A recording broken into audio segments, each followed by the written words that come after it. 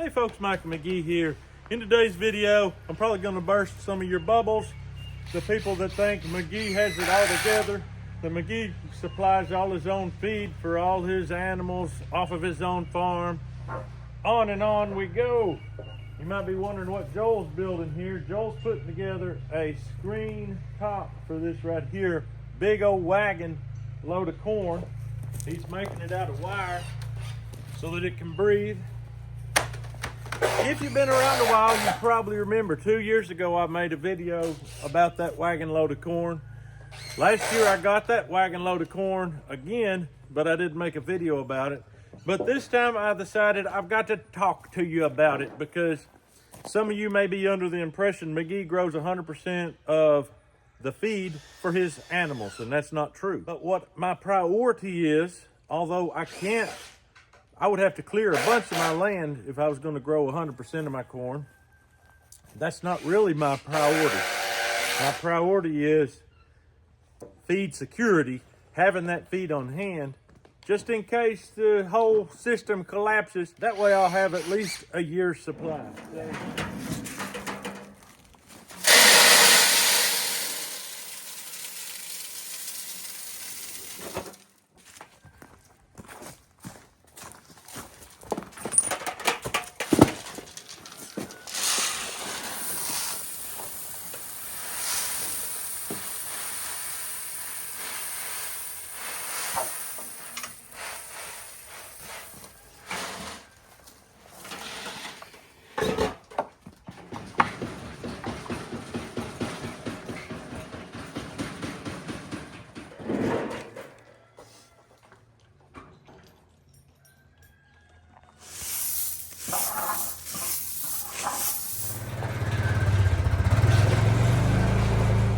Wagon, I've got exactly 306 bushels.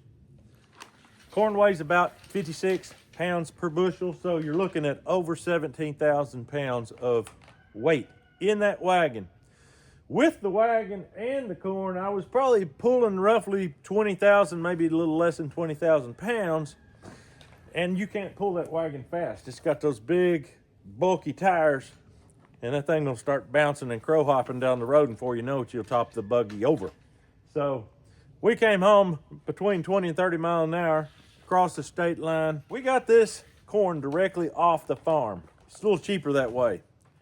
That's one aspect of the reason why I want to buy in bulk is a little bit of savings. But the biggest reason that I want to buy in bulk is for feed security. We talk all the time about having food security for ourselves. Food in the cupboard, food in the freezer, food in the pantry on the shelf, etc., etc. But what about your food? You got beef, you've got pigs, etc. And I learned years ago that pigs eat up the corn a lot faster than cattle, because with cattle, I can take my corn on the stalk with the ear, the cob, the shucks, the whole 9 yards, and grind that up and feed them. So they're getting so much more. And a lot of it, as you know, goes into silage. We're actually feeding everything that's out of the ground, the entire stalk of corn. So that is the direction I take with my crop that I grow. If I was feeding it to pigs, and it'd be gone in just a matter of a month or so. I don't know how long it would last. It just goes fast. So I've got myself 306 bushels here. That will last me till about this time next year, give or take. I will pull some corn out of that and add to my beef feed if I need to. If I feel like I've got a little too much roughage, or if I want to up the amount of corn in it. Upping the amount of corn in it does fatten them faster. But cattle need to have that roughage. They really need all that fiber. So anyway, that's what we're doing here. He is getting this thing fixed up to where it'll breathe. Last year, you can go ahead and cut. Okay. Last year we put a solid top over it and the whole thing molded. I didn't realize how much it needed airflow, and so we lost a bushel or two that was stuck around the outside edges where it condensated and there wasn't air movement. We're going to try the screen this time we've got this hardware cloth here. No birds, no squirrels to go through that. We're going to try that out and see how that works with this whole situation. We have learned a lot just by having to have this bulk corn. The first year, it molded for a different reason because we had to drive through the rain to get here, even though it was tarped. A little bit of rain got in. And then I put more corn on top of that, and it was a little damp, and the whole, oh boy, we had a problem.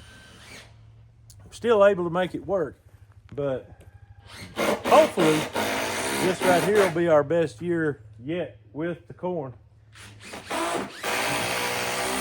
Right now, we just feed it to him hard. This summer, the way he does it, he'll leave about this much empty at the top of that barrel, and then he will pour in water, and he will soak that corn. It might take him a week to feed it up, but as that week progresses, that corn sours, and it swells up, and it gets softer, and the pigs absolutely love it. And you talk about eating, and the truth is, they don't eat as much if you soak it ahead of time. They eat more if it's dry, and so you can kind of cut back on a little bit of corn usage by soaking it. So right now he's putting his joists in. These joists are going to hold this wire. He'll staple the wire across this way on there, and that's really going to help. I'm guessing you're going to go this way with it. Yeah. If you went this way, you'd have to overlap way too much and waste a bunch. Right. So anyway, 19 gauge hardware cloth. It's 36 inches by 10 foot. Looking forward to having that on there. We might have to get all the boys out here to put that up there. I don't know if Joe wants to throw that whole thing up by himself. I don't think it'd be too hard. No, by the time you get it all built, it's going to weigh a little bit. Yeah. Well, he's going to get it stapled together, and we're going to get it thrown up there.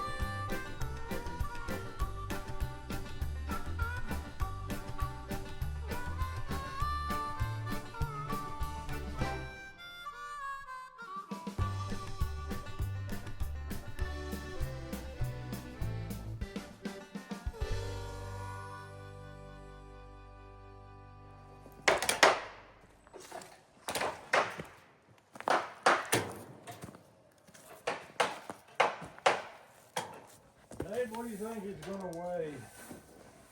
Quite a bit. I'm afraid so. All right. It is not terribly light.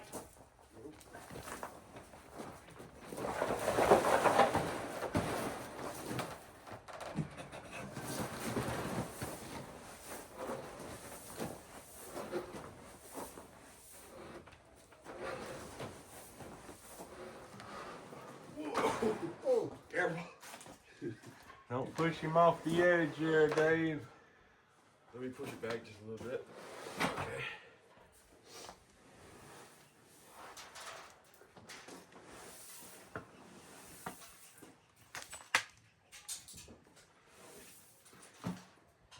All right.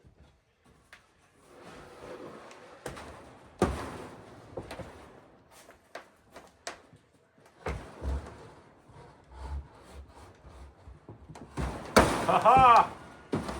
It dropped right in.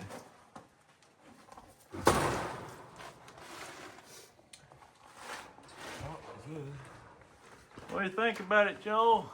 I should work. I'm about to take it down over here a little bit. Corn's holding it up a little bit. Huh? Where's the corn hit?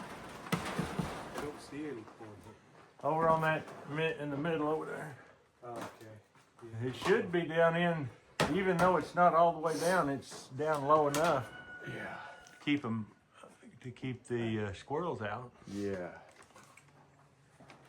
Is it hitting that bolt over there? Yeah. I wonder, can you see that side? Is it hitting that bolt That too? side's down. Oh. Do we have a hammer? Or is it tied over in that corner? In this corner here? Yeah. You can go this way.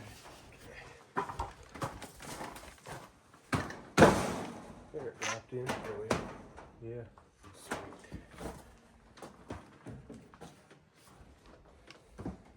Pretty much down on there. Yeah, that one is. Awesome. Nice. All right.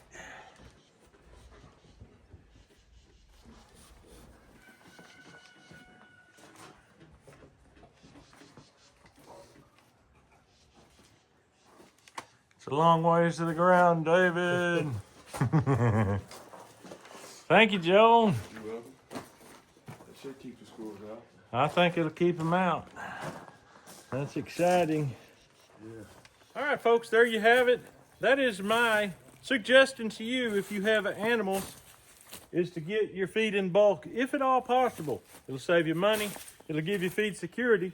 Worst comes to worst, even if you have chickens, like I've got chickens, I'm not going to feed them this corn, but if there's a collapse or something happens stupid, and I can't get my layer feed that I like to feed them, I can put this through a cracker, crack it, and put it through a cracker. That didn't sound right, McGee. Anyway, I've got something that I can crack the corn with. Jimmy cracked corn, but I don't care. Anyway, the chickens will care. They won't mind a bit. Hope you enjoyed the video, and I hope you have a great day. But that's all I've got for you. We'll see you on the next video.